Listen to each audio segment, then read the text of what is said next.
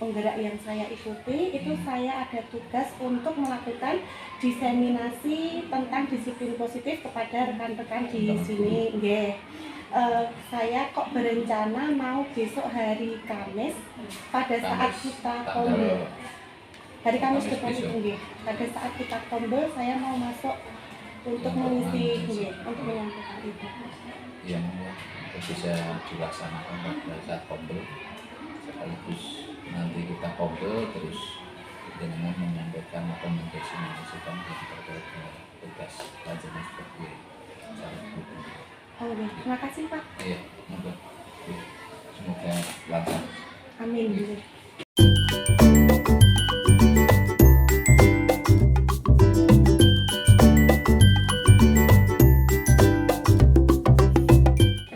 Assalamualaikum warahmatullahi wabarakatuh.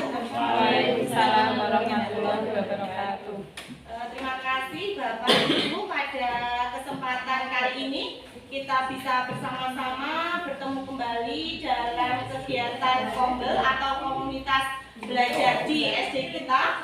Pada kesempatan siang hari ini saya hendak mendiseminasikan tentang budaya positif yang ada hubungannya juga dengan kurikulum Merdeka yang sekarang sedang diagung-agungkan, sedang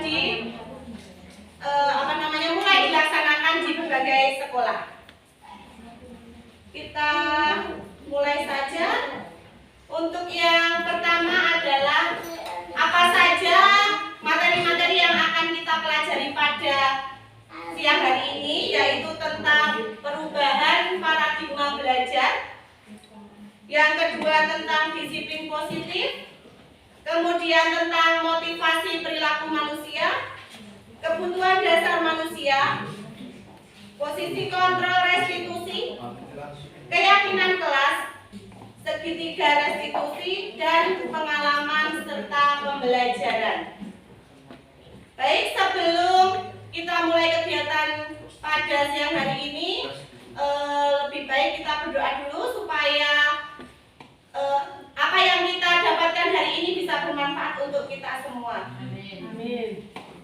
Sesuai agama dan kepercayaan kita masing-masing, berdoa dipersilahkan.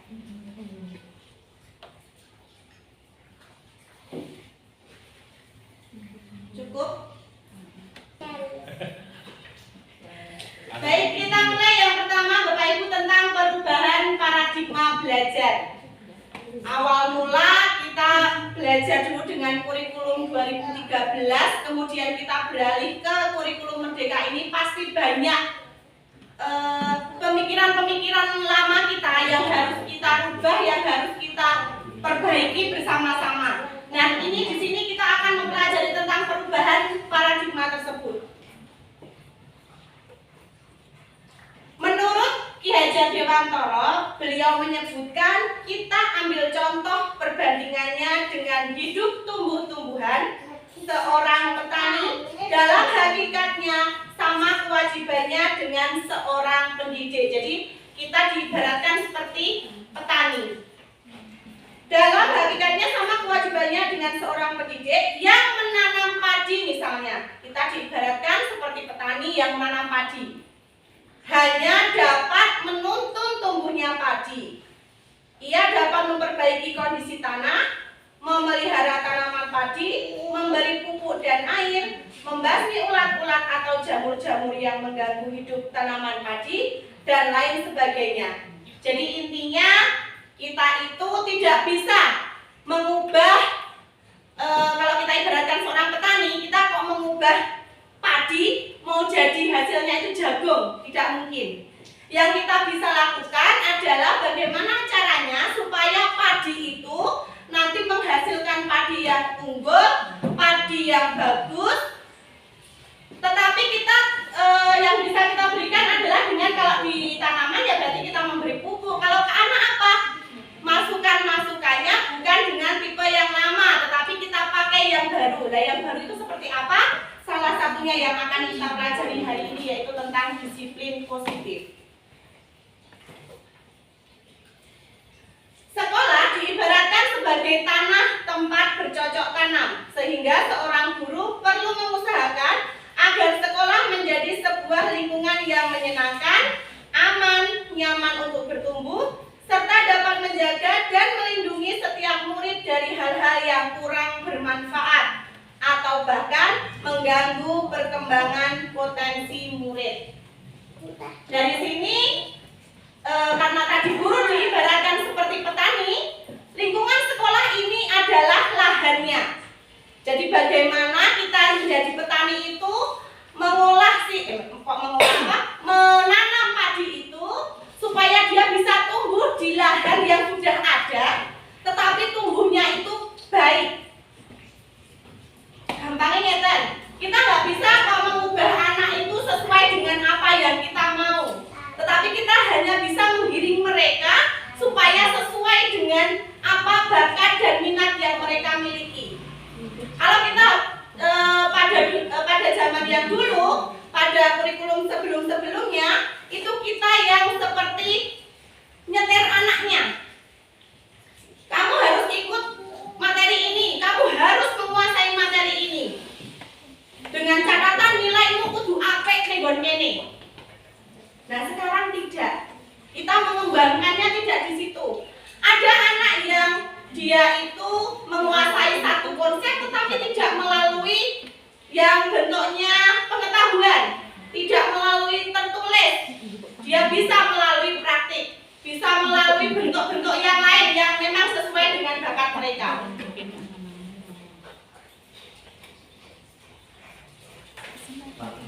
Ya. Lalu apakah tanggung jawab kita sebagai guru? Di kurikulum Merdeka ini tanggung jawab kita sebagai guru adalah menciptakan suatu lingkungan yang positif. Bagaimana cara menciptakannya? Nah, ini dengan cara warga sekolahnya saling mendukung.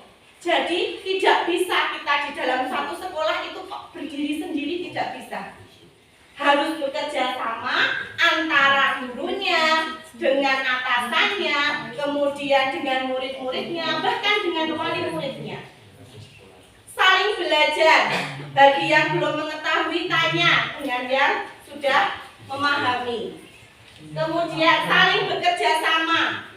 Misalnya ada satu proyek besar, kita junjung bersama-sama, jangan hanya sendiri untuk memecahkan masalah tersebut.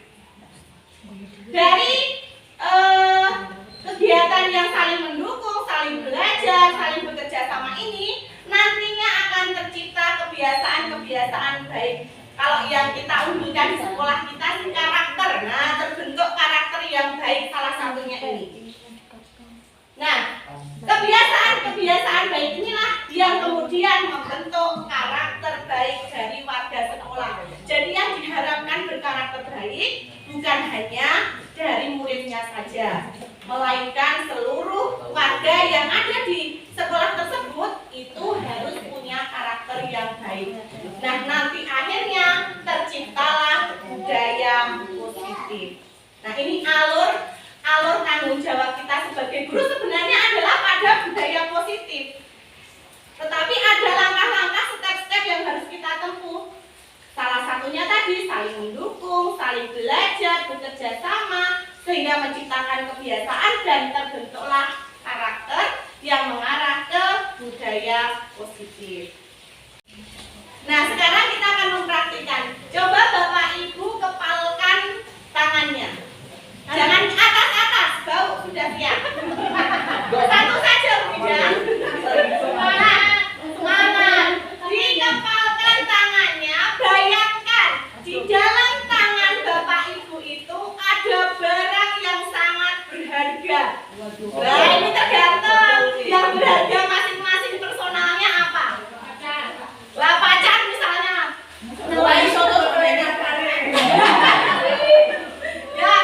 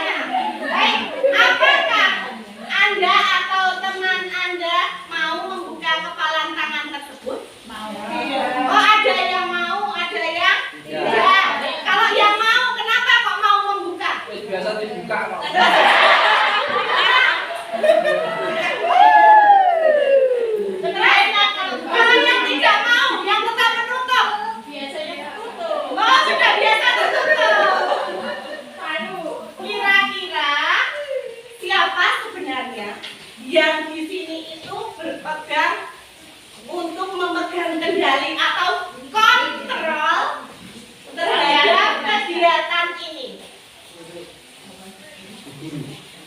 Bu Guru, saya sendiri. Ada lagi? Bapak Ibu mau membuka atau tidak mau membuka? Itu siapa yang mengontrol? Diri sendiri.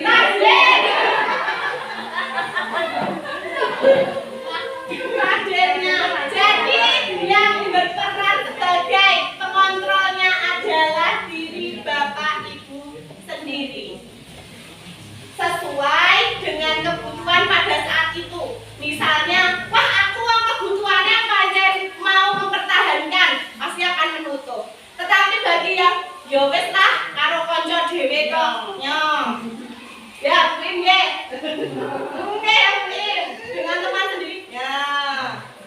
Nah, itu yang mengontrol semua tingkah laku kita tadi itu adalah diri kita sendiri. Dari sini berarti kita ambil kesimpulan bahwa apa yang nanti bisa merubah segala sesuatu yang ada di sekolah kita ini, kalau ingin berubah menjadi lebih baik, maka mulainya adalah dari diri kita sendiri. Kalau kita sendiri saja tidak mau berubah, bagaimana dengan murid dan orang lain? Jadi orang lain berubah, apalagi yang lain.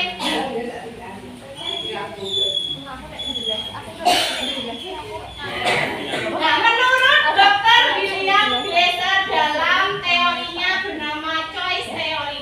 Maaf kalau salah membaca ya Bu. Jadi selama ini ada miskonsepsi dalam memaknai istilah kata kontrol. Saya perjelas, aku salah ucap saya. Yang pertama, selama ini kita berpendapat bahwa gurulah yang mengontrol murid. Padahal kembali lagi, dirinya sendirilah yang bisa mengontrol atau mengendalikan dirinya. Yang kedua, bahwa semua penguatan positif itu efektif dan bermanfaat. Ternyata belum tentu. Kita memberikan penguatan kepada anak, memberikan motivasi yang luar biasa, positif. Kita sudah mendapat bahwa ini pasti bakalan berhasil, ini pasti akan bermanfaat ke anak. Belum tentu. Kembali lagi dengan diri anak itu sendiri bagaimana. Terus, ilusi bahwa kritik dan membuat orang merasa bersalah itu dapat menguatkan karakter. Misalnya kita dengan murid kita, "Hapiye wes Mas, sik ngono kuwi. Coba rasake. Sakit enggak kalau seperti itu? Dakno ora gelem bae," misalnya. Belum tentu kita membuat orang itu merasa bersalah, kemudian anak tersebut bisa berubah karakternya. Banyak faktor lagi yang mempengaruhi. Kemudian yang keempat, miskonsepsi selanjutnya adalah ilusi bahwa orang dewasa memiliki hak untuk memaksa. Jadi selama ini kan aku gurunya, karena saya sebelumnya juga berpendapat seperti itu Bapak Ibu, bahwa kelas itu milik saya. Otomatis apa yang saya lakukan, ya kudu dinut. Dulu saya berpendapat dan berpikiran seperti itu. Tapi mulai mempelajari ini, saya mulai mengubah pemikiran. Ternyata selama ini apa yang saya pikirkan itu tidak sesuai dengan apa yang saya harapkan.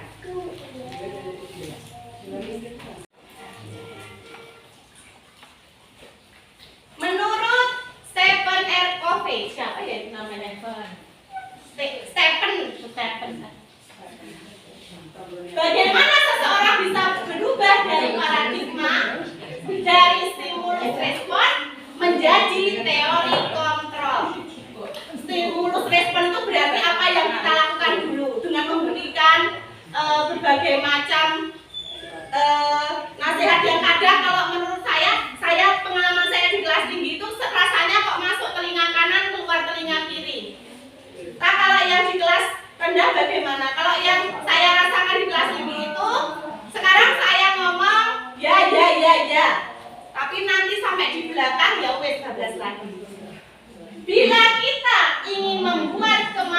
dan perlahan, sedikit-sedikit, ubahlah sikap atau perilaku Anda. Namun, bila kita ingin memperbaiki cara-cara utama kita, maka kita perlu mengubah kerangka acuan kita. Atau gampangnya mindset kita berubah dulu. Ubahlah bagaimana Anda melihat dunia, bagaimana Anda berpikir tentang manusia, ubahlah paradigma Anda, skema pemahaman dan penjelasan aspek-aspek tertentu tentang realitas. Jadi kembali lagi Bapak Ibu, bahwa kita sendirilah yang harus mulai berubah dulu, dari diri kita dulu. Kalau diri kita sudah berubah, nanti kita akan semakin terbuka, semakin mudah membawa anak-anak kita untuk lebih baik lagi. Nah, inilah perbedaan dari stimulus respon dan teori kontrol. Jadi kalau teori kontrol itu sesuai dengan kita melihat bahwa kebutuhan anak itu berbeda-beda. Kalau kemarin saya masih menganggap anak itu kudune podo, tahap pencapaiannya ya harus sama. Tapi dari sini kita menyadari bahwa sebenarnya dalam kenyataannya, dalam realitasnya, bahwa anak-anak itu punya keunikan sendiri-sendiri, punya kebutuhan sendiri-sendiri. Setiap orang punya gambaran yang berbeda. Kita harus bisa memahami pandangan orang lain terhadap dirinya dan terhadap dunia. Semua perilaku itu punya tujuan. Hanya kita yang bisa mengontrol diri kita. Seperti tadi waktu kita mencoba menggunakan telapak tangan itu tadi yang dikepalkan. Hanya kita yang bisa mengontrol diri kita. Kita pengen buka, ya buka. Kita nggak pengen buka, ya enggak. Meskipun teman kita memberikan dengan cepat buka misalnya. Tapi kalau kita punya keinginan untuk tidak, maka tidak bisa terjadi. Kita tidak bisa mengontrol orang lain. Kolaborasi dan konsensus menciptakan pilihan baru dan model berpikir menang-menang.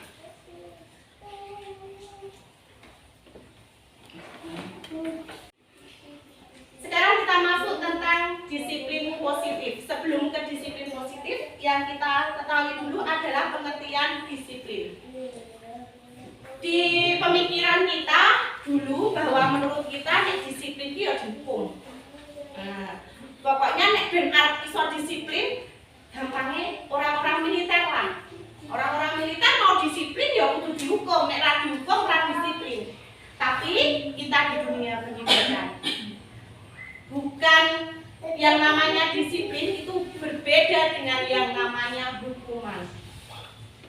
Menurut Diana Gosen dalam bukunya, disiplin berasal dari bahasa Latin disciplina yang artinya belajar. Jadi sebenarnya disiplin itu arti awalnya kalau dari bahasa Latin itu adalah belajar.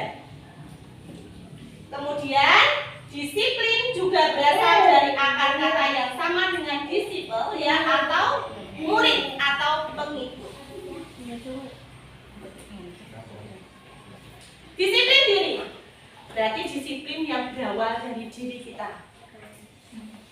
Disiplin diri mempelajari bagaimana cara kita untuk mengontrol diri kita dan bagaimana menguasai diri kita untuk memilih tindakan yang mengacu pada nilai-nilai yang kita hargai agar tercapai tujuan mulia yang diinginkan.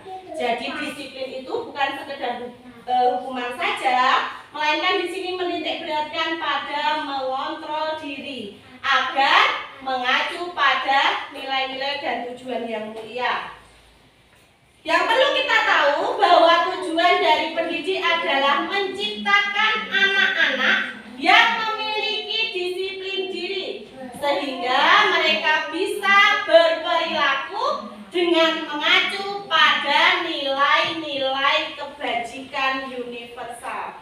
Jadi kalau disiplin positif itu hubungannya adalah dengan nilai-nilai kebajikan. yang nantinya itu akan memberikan motivasi intrinsik. Jadi motivasi dalam diri anak itu sendiri, bukan ekstrinsik atau yang dari luar, dari dalam diri yang disebut dengan motivasi intrinsik. Iya. Disiplin positif.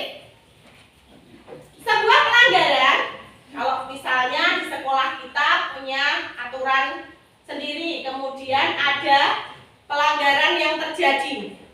Selama ini kita larinya adalah pada hukuman dan konsekuensi. Bedanya apa toh hukuman dan konsekuensi? Misalnya begini. Kalau hukuman, ada anak yang datang terlambat, misalnya datang sekolah terlambat. Terus langsung, kenapa kamu terlambat? Sana membersihkan WC misalnya, atau sana nyapu halaman.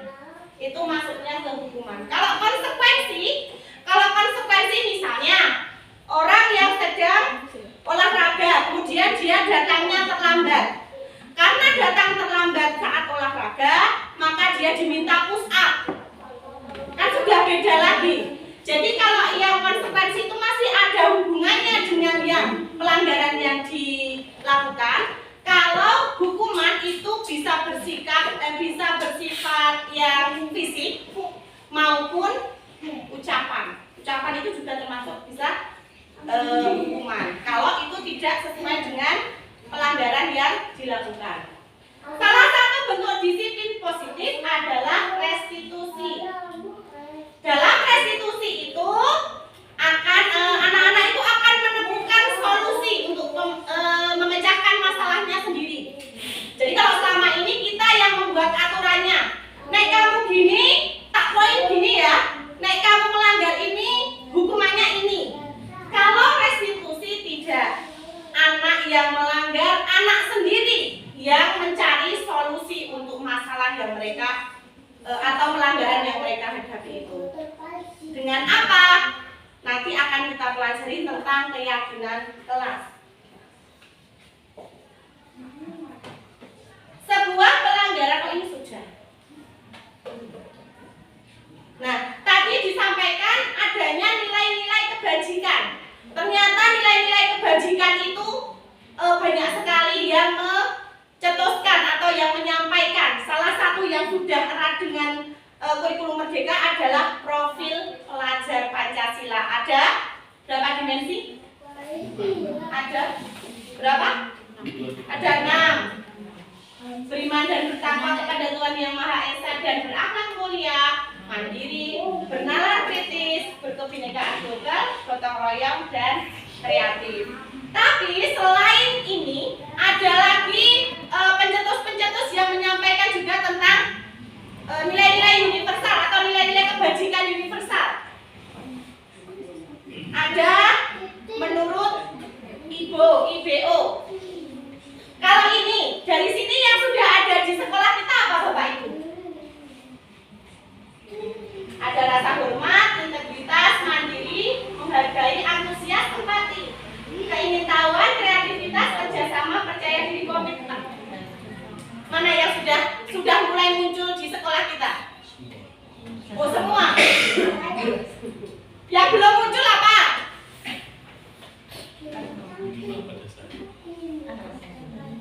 Sudah mulai muncul tetapi belum kuat. Ya belum kuat, jadi butuh penguatan ya. Kemudian ada lagi menurut 9 pilar karakter. Jadi banyak penemuan-penemuan tentang universal itu nilai-nilai universal. Nilai-nilai kebajikan universal. Tinggal kita nanti mana yang mau diacu. Ini yang petunjuk seumur hidup dan keterampilan hidup. Kemudian ini yang the 7 essential, apa ya itu bacanya? Apa Bu? Guru bahasa Inggris Bu? Kemudian ada, wah ini lagi nilai-nilai proyek, nilai-nilai kebajikan. Kalau saya dari beberapa yang ada itu saya condong ke yang profil pelajar Pancasila dan The Virtuous Project.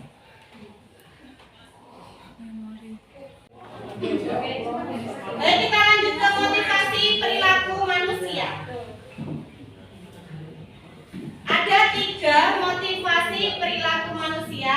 Yang pertama adalah untuk menghindari ketidaknyamanan atau hukuman. Jadi kita bertindak, kita bersikap itu tujuannya adalah yang pertama untuk menghindari ketidaknyamanan atau hukuman.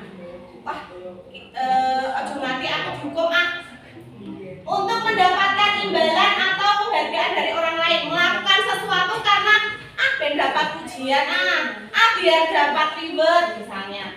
Dan yang ketiga, untuk menjadi orang yang mereka inginkan dan menghargai diri sendiri dengan nilai-nilai yang mereka percaya. Jadi ada 3 motivasi yang membuat perilaku seseorang itu seseorang itu untuk melakukan sebuah tindakan.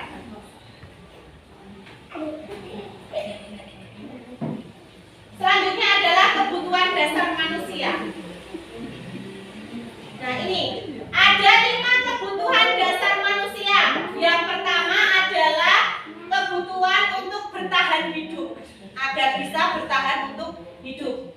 Yang kedua, penguasaan atau berkuasa. Untuk yang ketiga itu mendapat kasih sayang dan rasa diterima. Nah, ini contohnya begini nih, menginginkan kasih sayang dan rasa diterima. Kemudian kebutuhan untuk kesenangan dan untuk kebebasan.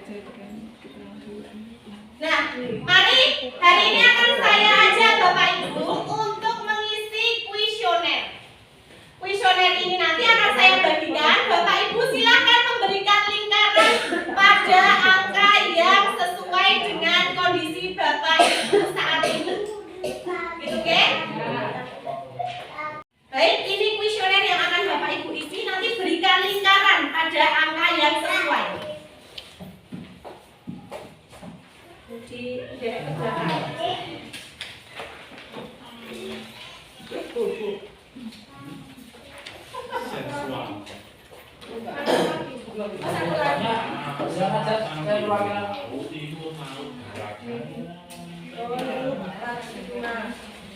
Ya, dengan kondisinya sekarang apa? Angkanya yang dilingkari.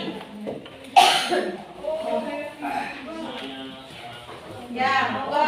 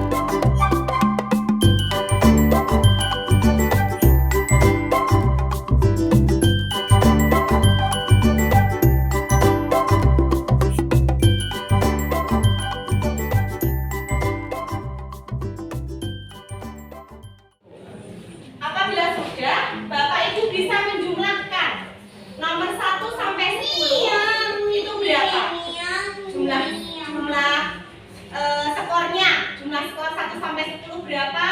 11 sampai 20 berapa? 21 sampai 30 berapa? Yang 31 sampai 40 itu berapa skornya?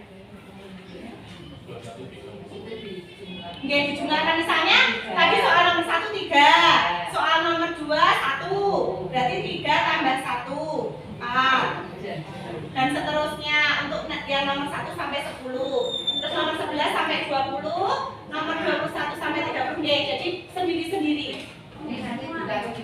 Ya, taruh di bawahnya. Oke, sudah selesai menghitungnya? Sudah. Ya. Ya, tunggu sebentar. Sudah kepengen pulang. Mohon maaf agak ini ya, agak kolot.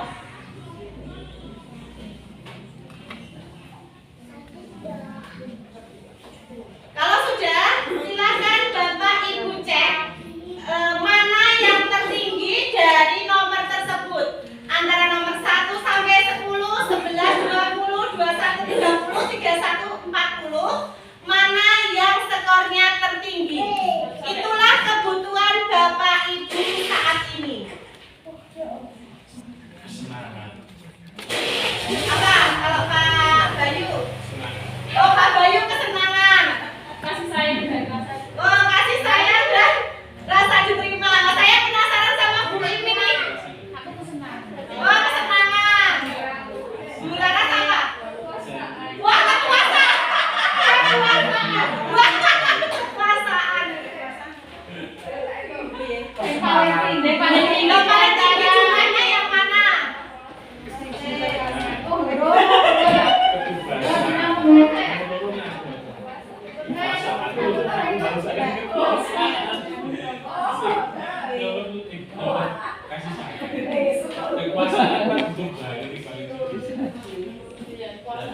Yang paling nggak butuh apa Pak Bayu? Kekuasaan. Yang dua kekuasaan. Malah berkebalikan sama Bu Laras. Bu Laras saat ini kekuasaan. Oh, dijajah. Bu Yayu apa? Yang tertinggi kasih sayang, yang terendah kesenangan. Berarti jenengan sekarang berarti jenengan kondisinya senang. Kondisinya senang. Yang jenengan butuhkan saat ini adalah kasih sayang. Benar dong?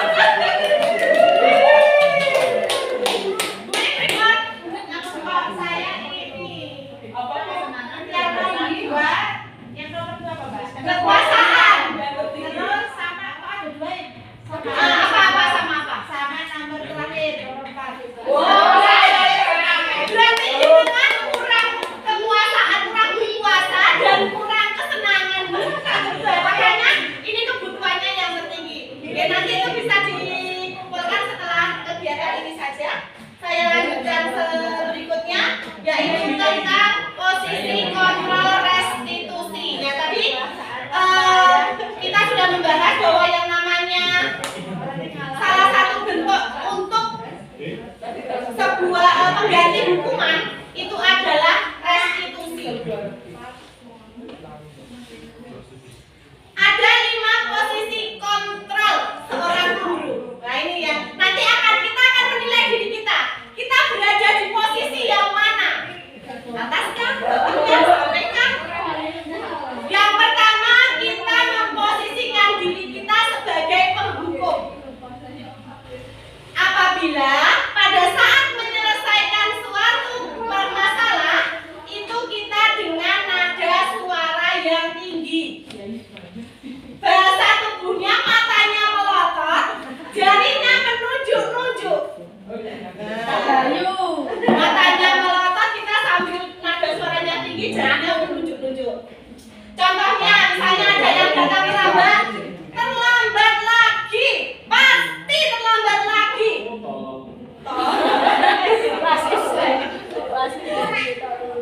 Kapan kamu bisa datang tepat waktu? Kalian mentelur-mentelur ini. Nah, ini termasuk ya penghukum. Kalau kita menerapkan diri kita sebagai guru itu di posisi penghukum, kemungkinan murid kita akan marah. Di dalam hatinya akan marah, kemudian menyimpan rasa dendam terhadap diri kita, bahkan dia akan bersikap agresif. Selanjutnya, kalau kita menerapkan diri kita sebagai pembuat merasa bersalah, biasanya suara kita akan memelas, halus, sedih, dan terlihat kurang bersemangat. Biasanya contohnya adalah ibu sangat kecewa sekali denganmu. Berapa kali Bapak harus memberitahu kamu ya? Di situ kan memberikan ini biar anak itu jadi merasa bersalah. Nih, murid akan merasa bersalah, gagal dan tidak sanggup membahagiakan orang lain. Kalau itu kita menerapkan sebagai pembuat rasa bersalah. Kalau kita menerapkan diri kita di posisi yang ketiga, yaitu sebagai teman, maka kita akan bersikap ramah, akrab, bercanda. Contohnya pada saat anak itu melakukan suatu kesalahan, kita akan bilang, ya sudah, tidak apa-apa, duduk saja. Nanti biar ibu yang membereskan, biar nanti bapak yang membereskan, sambil senyum-senyum, tertawa. Nah itu kalau kita memposisikan kita sebagai teman. Dari situ murid merasa senang dan akrab. Dengan kita itu senang, akrab, tapi dia akan menjadi tergantung dengan kita. Begitu ketemu guru lain yang berbeda karakter dengan kita, berbeda posisi dengan kita, biasanya anak itu akan membandingkan. Wah, mending sama itu, mending sama itu. Itu kalau kita ke posisi teman.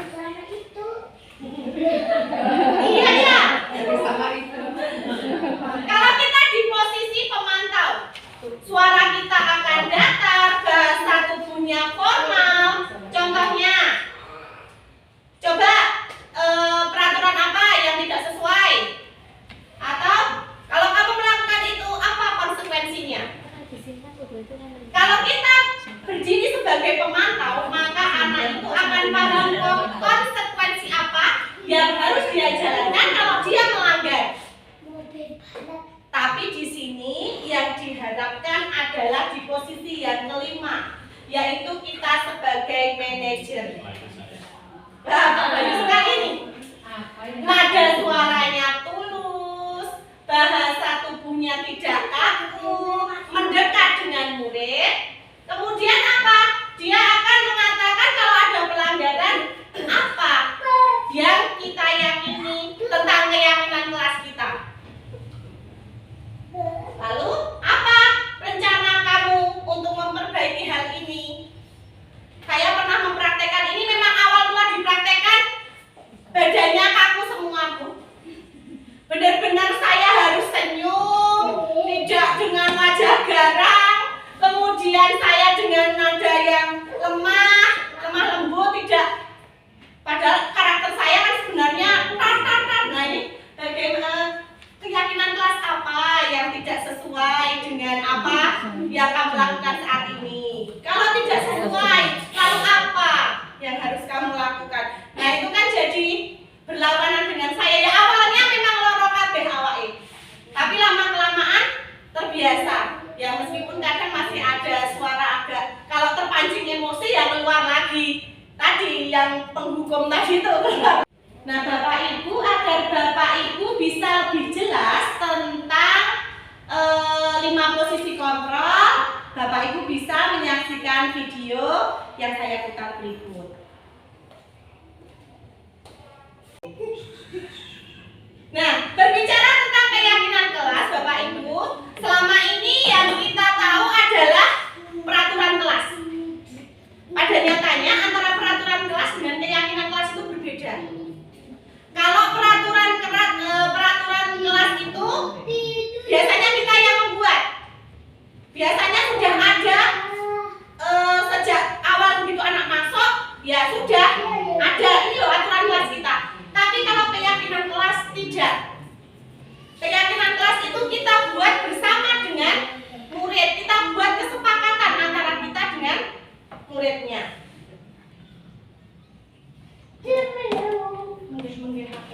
Nah, mengapa keyakinan kelas bukan peraturan kelas saja? Jadi nilai-nilai keyakinan seseorang akan lebih memotivasi seseorang dari dalam. Jadi kalau keyakinan kelas itu berkacanya pada nilai kebajikan, sehingga akan munculnya intrinsik dari dalam seperti yang diharapkan tadi. Berbeda dengan peraturan kelas. Kalau peraturan kelas itu dari ekstrinsik atau biasanya dari luar pengaruhnya, masuknya dari luar. Prosedur untuk membentuk keyakinan kelas. Yang pertama ini secara teoritisnya begini, mempersilahkan warga sekolahnya atau muridnya untuk mencurahkan pendapat, kemudian mencatat apa yang mereka inginkan untuk kelasnya tersebut, kemudian menyusun dari apa yang mereka sampaikan, bisa bentuknya tertulis, bisa bentuknya kata-kata. Kemudian gantilah kalimat yang negatif jadi positif. Misalnya, jangan berlari-lari di koridor kelas. Kita ganti menjadi berjalan di koridor kelas. Kan lebih jadi positif, tidak negatif. Kesan yang didengar anak pun juga lebih nyaman, lebih enak. Tinjau kembali daftar curah pendapat yang sudah dicatat. Kita lihat kembali apa saja yang diinginkan anak-anak tersebut. Tinjau ulang keyakinan sekolah, buat yang rapi, ditandatangani, baru ditempelkan di dinding. Kalau pengalaman kemarin yang saya lakukan, saya minta anak-anak itu pakai sticky note, menuliskan apa toh yang kamu inginkan agar kelas ini bisa sesuai dengan keinginanmu. Nah, kalau sudah, kemudian saya saya minta anak untuk maju, nempelkan. Setelah ditempelkan, kita dikelompokkan jadi satu yang sama-sama, kemudian kita buat kalimatnya yang positif. Setelah itu kita buat yang rapi, yang cantik, baru ditempelkan di dinding kelas. Itu yang kemarin saya lakukan. Selanjutnya tentang segitiga restitusi. Saya sok terbalik dengan istilah kata restitusi. Segitiga restitusi. Apa itu segitiga restitusi? Itu adalah cara kita untuk menyelesaikan pelanggaran yang ada di sekolah. Dengan kita berpedoman atau berpegang pada kita sebagai manajer tadi itu. Bukan kita sebagai penghukum, bukan juga jadi teman dan sebagainya, tapi kita sebagai manajer. Apa saja?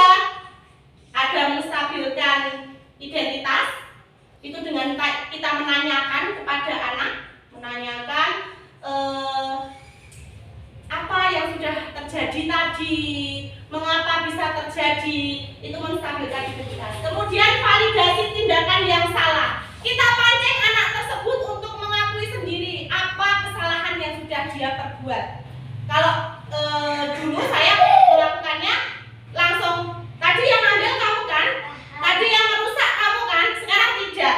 Sekarang kalau dengan validasi tindakan yang salah itu kita pancing mereka untuk mereka mengungkapkan sendiri.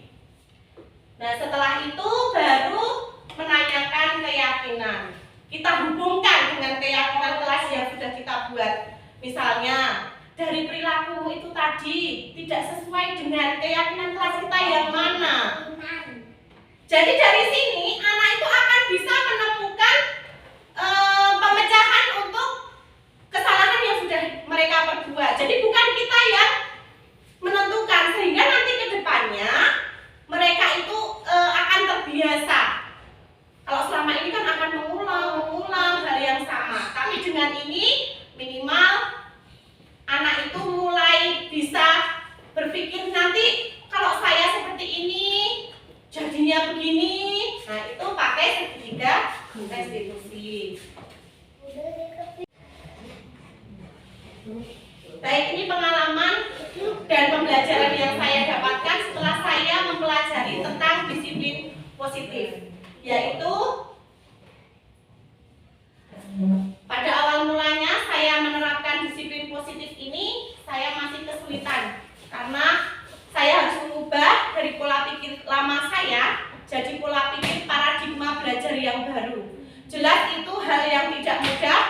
saya sudah lama menggunakan pola pikir lama dan harus berubah menjadi yang baru itu butuh proses. Pelan tapi ada keinginan untuk berubah. Minimal tadi itu yang bisa mengontrol adalah diri kita. Sehingga kalau kita mau berubah, ya diri kita dulu. Dari hati kita dulu, dari diri kita dulu.